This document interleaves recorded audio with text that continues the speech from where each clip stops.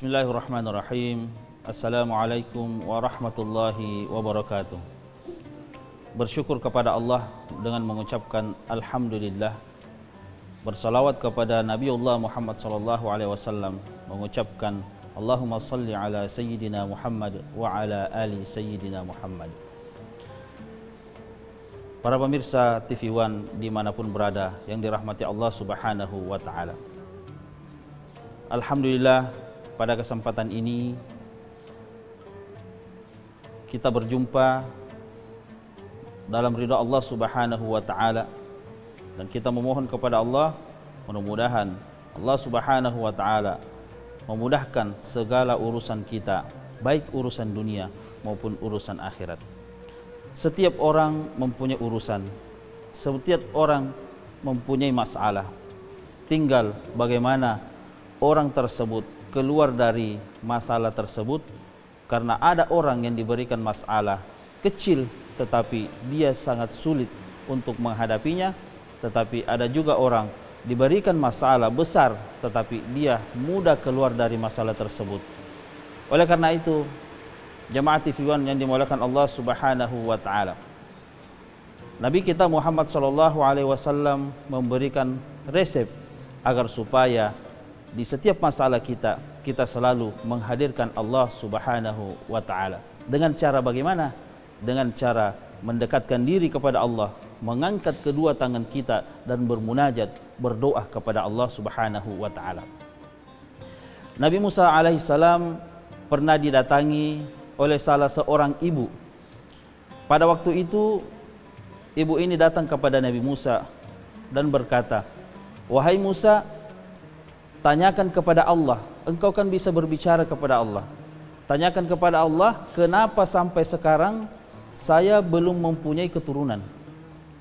Lalu Nabi Musa berkata kepada Allah, "Wahai Allah, ibu ini bertanya kepadaku, kenapa katanya sampai sekarang ibu ini belum mempunyai keturunan, alias mandul, padahal sudah lama dia menikah." Apa kata Allah Subhanahu wa Ta'ala?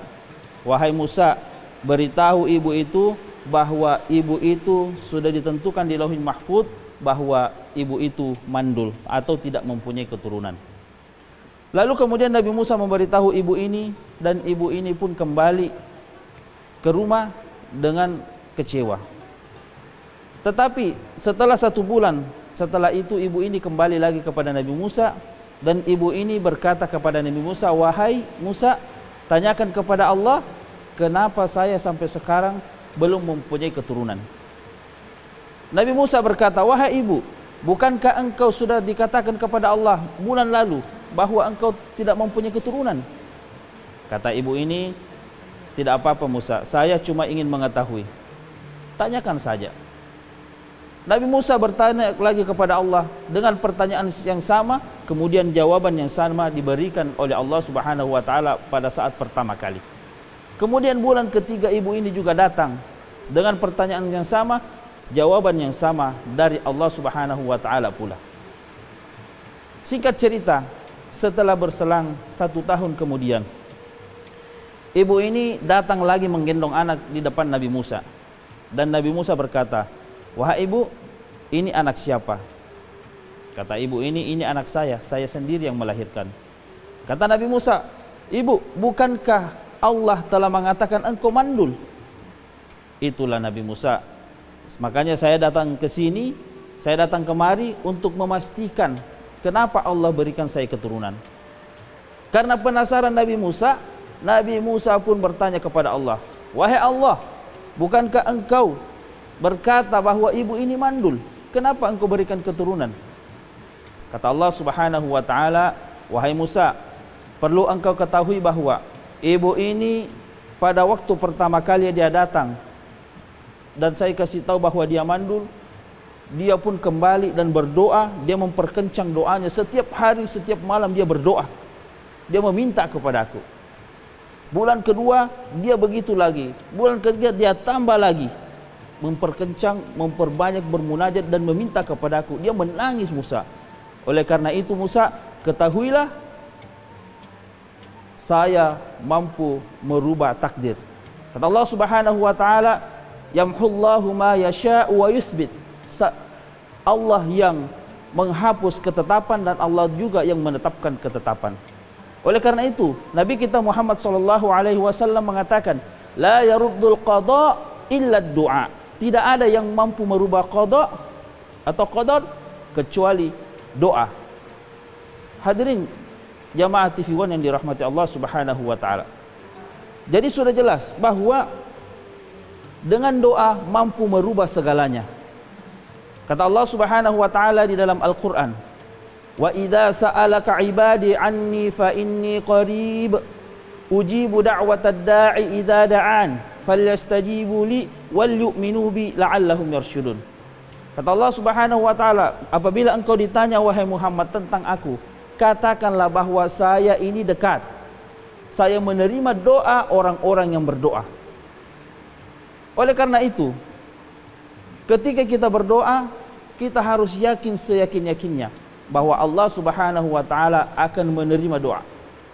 Makanya kata Nabi, ud'ullaha wa antum muqinuna bil ijabah. Berdoalah kepada Allah dan engkau harus yakin bahwa doa engkau diijabah oleh Allah Subhanahu wa taala. Kita tidak boleh ragu-ragu, kita tidak boleh tidak yakin dengan doa kita sendiri. Ada seseorang yang bernama Isham. Ini kisah nyata terjadi di Pakistan. Isham ini adalah seorang dokter ahli bedah. Dan pada waktu itu Dr. Isham ini ingin melakukan rapat internasional dengan beberapa dokter yang lain.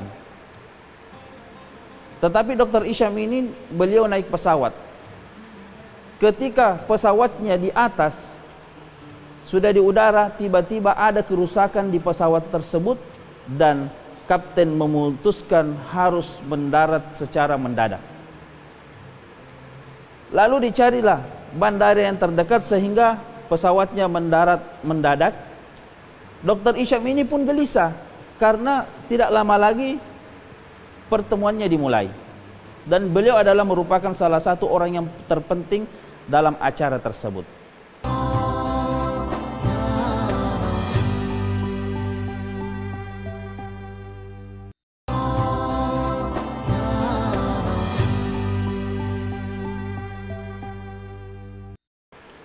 Lalu kemudian Dr. Isham ini gelisah, dia bertanya kepada bandara, pihak bandara, berapa lama lagi berapa lama lagi pesawatnya akan bagus. Lalu dari pihak bandara mengatakan bandaranya akan bagus setelah dari pihak bandara mengatakan pesawatnya akan bagus kira-kira kurang lebih 16 jam lagi. Dr. Isham marah-marah, kenapa?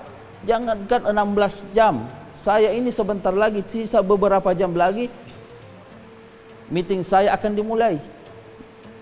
Dr. Isham marah-marah, kemudian diberikan solusi oleh seseorang di situ bahwa Pak, tidak usah Anda marah-marah.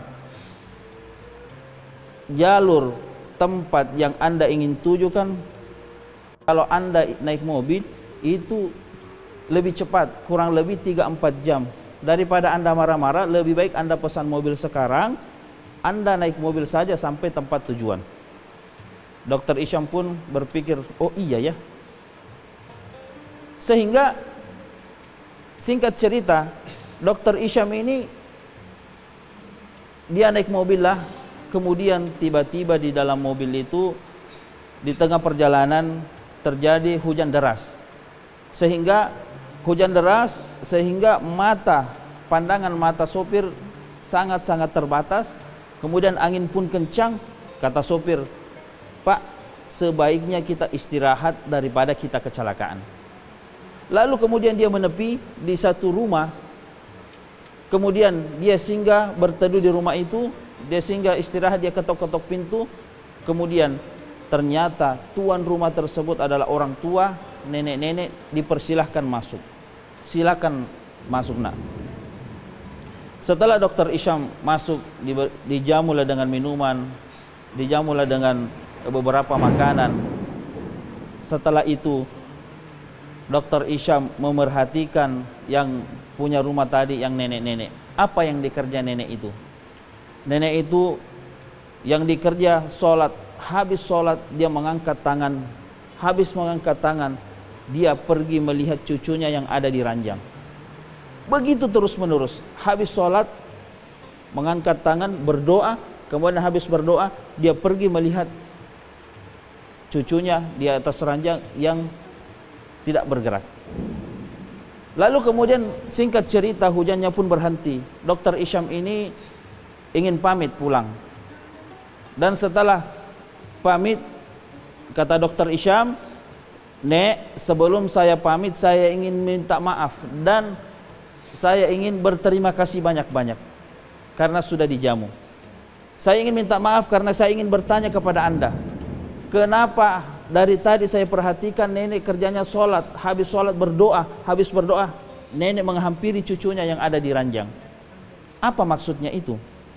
Kata nenek ini, "Nak, anak ini dia memiliki penyakit dan penyakitnya ini khusus.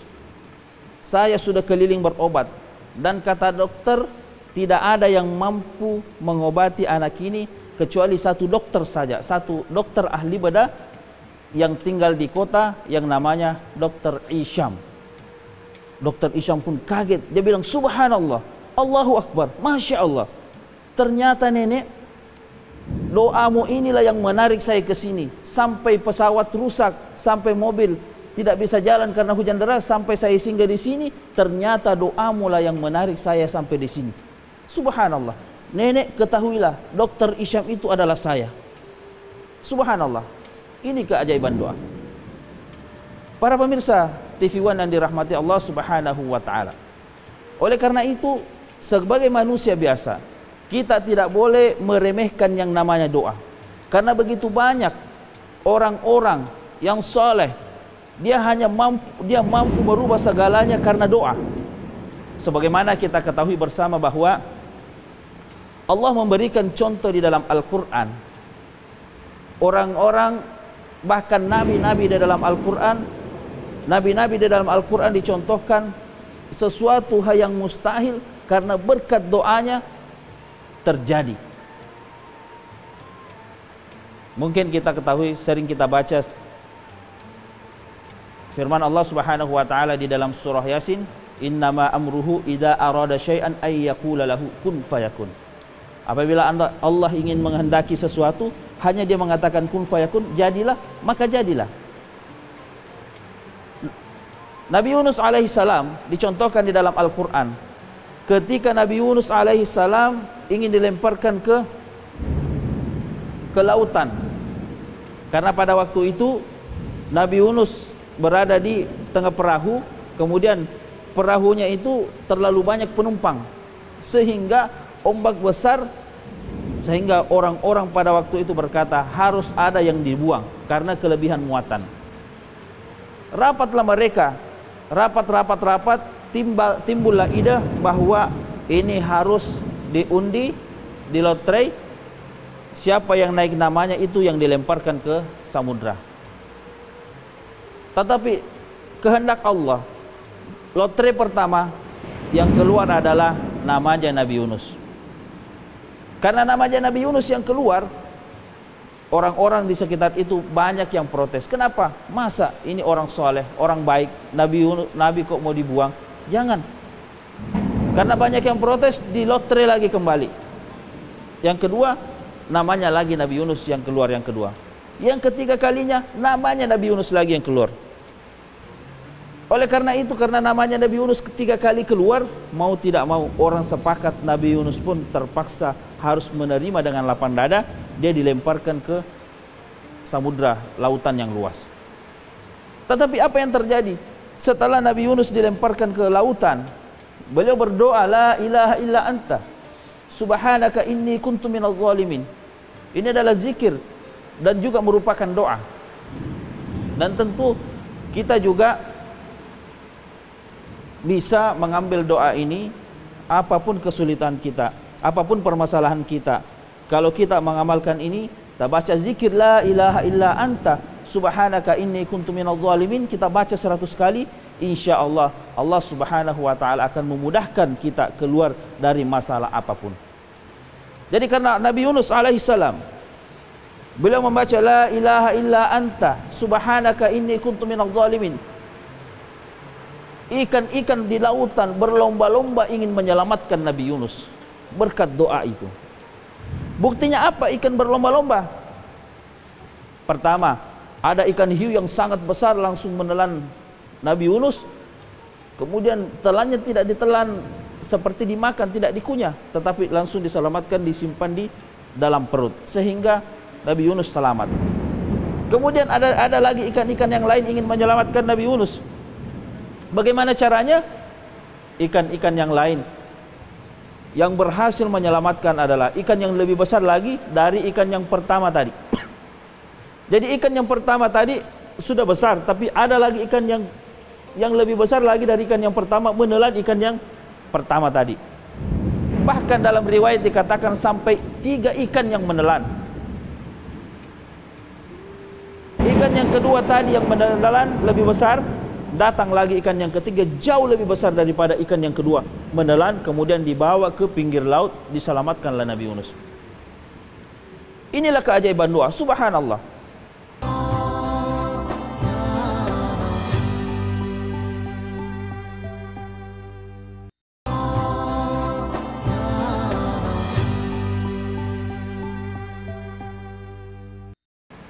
Ini salah satu contoh cerita di dalam Al-Quran, keajaiban doa. Bahkan masih banyak lagi. Bagaimana kita lihat Nabi Ibrahim alaihissalam. Nabi Ibrahim kita ketahui bahwa sudah tua tidak mempunyai keturunan. Tapi dia yakin kepada Allah, Allah akan memberikan apabila dia berdoa. Dia selalu membaca, Rabbi habli minas salihin. Ya Allah, berikanlah aku keturunan yang soleh. Alhamdulillah, walaupun sudah tua, istrinya sudah berumur 90 tahun, tetap diberikan keturunan. Lebih jauh lagi, Nabi Zakaria. Kita lihat Nabi Zakaria alaihissalam. Nabi Zakaria sudah tua, berumur 120 tahun. Kemudian istrinya umurnya 98 tahun. Coba bayangkan, kalau ada ibu-ibu atau nenek-nenek yang umurnya 98 tahun sekarang, bisa nggak kira-kira melahirkan? Sekarang sudah umur 45 tahun saja, apalagi 50 tahun tidak bisa melahirkan. Apalagi umur 98 tahun, 2 tahun lagi cukup 100 tahun. Tetapi Nabi Zakaria berdoa pada waktu itu. Tetapi Nabi Zakaria terlambat berdoa. Kenapa terlambat berdoa? Nabi Zakaria berdoa setelah melihat keajaiban dari Siti Maryam. Jadi ceritanya, Nabi Zakaria punya murid namanya Maryam. Maryam inilah yang merupakan ibunya Nabi Isa alaihissalam. Keajaiban apa yang dilihat dari Maryam? Pertama, Nabi Zakaria menempatkan Maryam di dalam mihrab. Mihrab itu sama seperti kamar yang tidak ada orang yang bisa masuk ke dalamnya. Setiap kali Nabi Zakaria ingin membawakan makanan Maryam, kullama dakhala 'alaiha Zakaria al-mihrab wajada 'indaha rizqa. Setiap kali Nabi Zakaria ingin membawakan makanan, ternyata di dalam sudah ada makanan. Kemudian Nabi Zakaria bertanya, qalat ya Maryamu anna laki hadha? Qalat huwa min 'indillah. Inna Allaha yarzuqu man yasha'u bighairi hisab. Wahai Maryam, ini makanan dari mana? Kata Maryam, ini dari sisi Allah, langsung diberikan oleh Allah. Nabi Zakaria pun heran, takjub, kok bisa ada makanan setiap hari? Tetapi Nabi Zakaria yakin bahwa ini betul dari Allah. Kenapa? Pertama, buah-buahan yang disiapkan yang ada pada waktu itu bukan buah-buahan yang ada pada musimnya. Maksudnya adalah kalau buah-buahan yang ada di situ buah musim dingin, berarti pada waktu itu musim panas. Kalau pada waktu itu musim panas atau musim dingin, buah-buahan yang ada adalah musim dingin atau musim panas. Intinya selalu terbalik. Kalau musim panas, buahnya musim dingin. Kalau musim dingin, buahnya musim panas. Dan inilah membuat Nabi Zakaria yakin bahwa ini betul-betul dari Allah Subhanahu wa ta'ala. Pemirsa TV One yang dirahmati Allah Subhanahu wa taala. Kemudian keajaiban yang kedua dilihat Nabi Zakaria adalah ketika Maryam melahirkan seorang anak. Melahirkan seorang anak tanpa bapak. Inilah keajaiban sehingga Nabi Zakaria melihat keajaiban-keajaiban dari doa, dia pun berdoa kepada Allah. Hunalika da'a Zakaria rabbah. Qala rabbi habli min ladunka dzurriyyatan thayyibah innaka sami'ud du'a. Oleh karena itu, karena Nabi Zakaria melihat keajaiban, dia pun berdoa kepada Allah. Rabbi habli, wahai Allah, karuniakanlah aku. Rabbi habli min ladunka dzurriyyatan thayyibah innaka sami'ud du'a. Keturunan yang terbaik, sesungguhnya engkau maha mendengar doa. Jadi ini doa Nabi Zakaria sehingga mendapatkan keturunan. Dan ini pula kita bisa coba-coba juga pemirsa di rumah untuk selalu melakukan atau membaca doa ini agar supaya apabila kita tidak mempunyai keturunan, insya Allah Allah segera akan berikan keturunan. Dan apabila kita sudah diberikan keturunan, baca saja doa ini terus agar supaya anak kita menjadi anak yang terbaik sebagaimana artinya, dan insya Allah anak kita menjadi anak yang soleh dan soleha. Para pemirsa TV One yang dirahmati Allah Subhanahu wa taala, inilah bukti keajaiban di dalam Al-Quran, doa-doa yang diterima oleh Allah Subhanahu wa taala.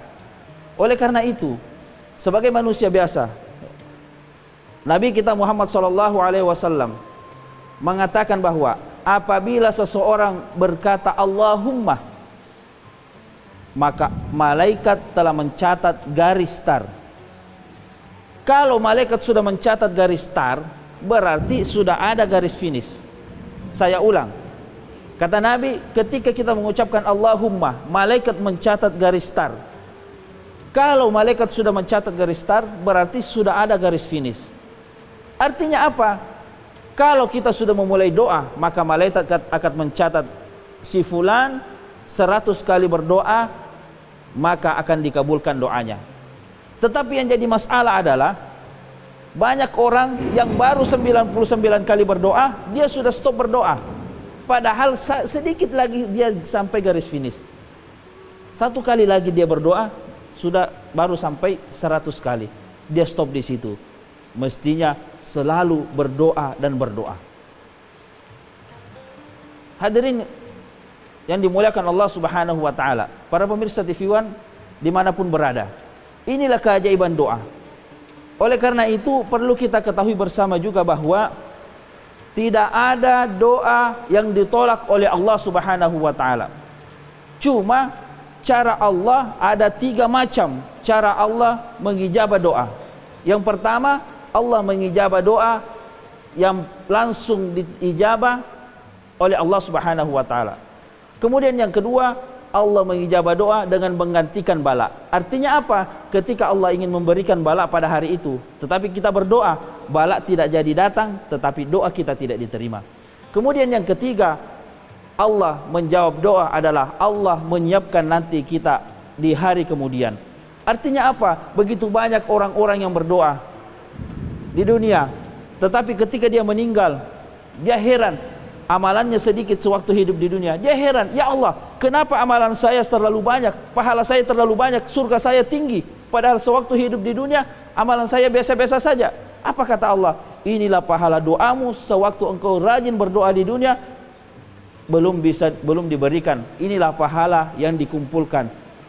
Dan pada waktu itu kata Nabi kita Muhammad SAW, manusia pada saat itu berharap semua doanya di dunia tidak ada yang diterima dan diterimanya di akhirat. Begitu luar biasanya, ternyata doa menjadi pahala. Kemudian yang terakhir, Nabi kita Muhammad SAW mengatakan bahwa selama kita menghindari 3 faktor, maka semua doa akan diterima. Yang pertama, pakaian yang kita pakai berdoa itu pakaian halal, insya Allah doa kita diterima. Kemudian yang kedua, makanan yang kita makan, kemudian kita pakai berdoa, insya Allah doa kita diterima. Kemudian yang ketiga, minuman yang kita minum halal, insya Allah diterima oleh Allah Subhanahu wa taala doa. Jadi selama makanan, pakaian, kemudian minuman halal, insya Allah doa kita akan diterima. Tetapi kalau salah satunya ada merupakan makanan haram atau minuman haram atau pakaian haram yang kita pakai, tidak akan diterima doa kita. Pemirsa TV One yang dirahmati Allah Subhanahu wa taala, lebih dan kurangnya mohon dimaafkan. Hadanallahu wa iyyakum ajma'in. Selalulah berdoa, jangan pernah putus asa untuk berdoa, selalulah meminta kepada Allah, karena Allah Subhanahu wa taala semakin kita meminta, semakin Allah sayang. Berbeda kepada manusia, semakin kita minta kepada manusia, semakin Allah benci, tetapi kalau kita minta kepada Allah, semakin kita minta kepada Allah, semakin Allah sayang. Lebih dan kurangnya mohon dimaafkan. Wabillahi taufik wal hidayah. Tsumma salam. Assalamualaikum warahmatullahi wabarakatuh.